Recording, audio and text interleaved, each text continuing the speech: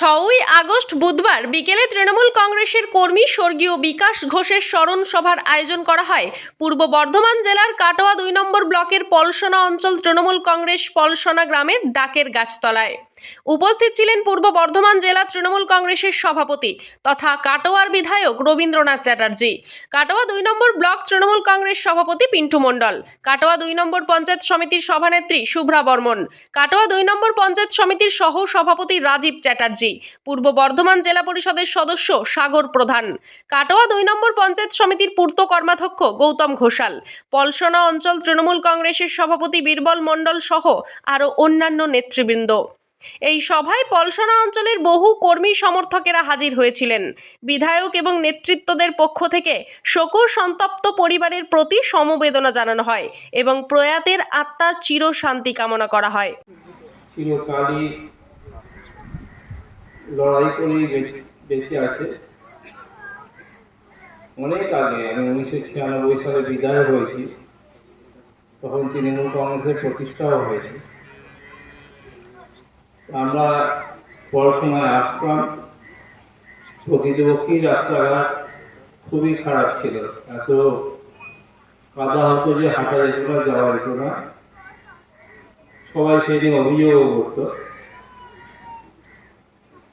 আমরা এখানে এসে একটা জিনিস দেখতাম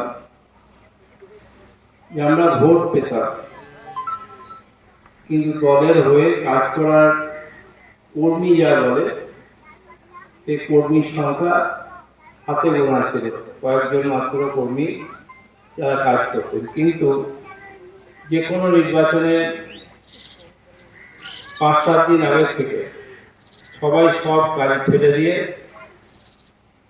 দলের জন্য ঝাঁপিয়ে পড়তেন এবং তার ফলে প্রায় প্রত্যেকটা নির্বাচনে পড়াশোনা থেকে আমরা যখন কংগ্রেস করেছি, কংগ্রেস ভালো ফল করেছে, যখন তৃণমূল কংগ্রেস করেছি তখন তৃণমূল কংগ্রেসের হয়েও ভালো ফল হয়েছে। এরই মধ্যে কয়েকজন যুবক ছেলে যারা সারা বছরই রাজনীতি করার ব্রত নিয়েই তারা নেমেছিল এবং তারা সরাসরি মানুষের সঙ্গে যোগাযোগ রাখত, তাদের মাধ্যমে দল উপকৃত হতো। এদের মধ্যে বিকাশ অগ্রগণ্য ছিল, সবারই সবসময় সব ব্যাপারেই আগে থাকত।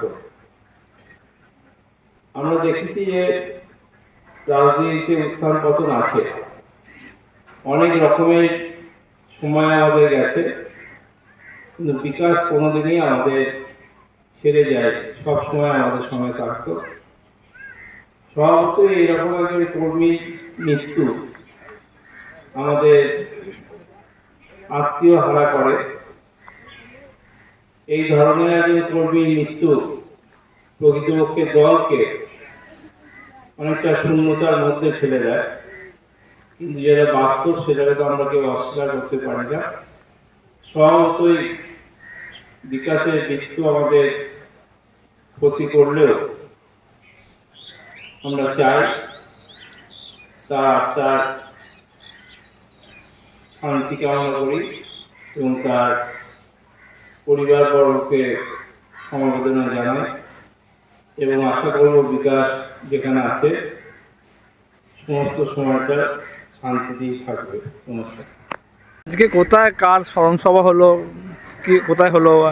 আজকে পলসনা অঞ্চলের তৃণমূল কংগ্রেসের উদ্যোগে পলসনা অঞ্চলেরই পলসনা গ্রামের তৃণমূল কংগ্রেসের একজন একনিষ্ঠ কর্মী বিকাশ ঘোষ, যিনি 59 বছর বয়সে মারা গেছেন এবং তার আত্মার শান্তি কামনার্থে আজকে এই ডাকের গাছতলায় এই স্মরণ সভাটি হলো এবং এই স্মরণ সভায় উপস্থিত ছিলেন আমাদের সকলের অভিভাবক তথা কাটোয়া বিধায়ক এবং পূর্ব বর্ধমান জেলা তৃণমূল কংগ্রেসের সভাপতি মাননীয় রবীন্দ্রনাথ চট্টোপাধ্যায় মহাশয় এবং কাটোয়া 2 নম্বর ব্লকের পঞ্চায়েত সমিতির সভাপতি, সহসভাপতি এবং সকল কর্মাধ্যক্ষ, মেম্বার, পলসনা অঞ্চলের প্রধান এবং এলাকার সকল জনগণ।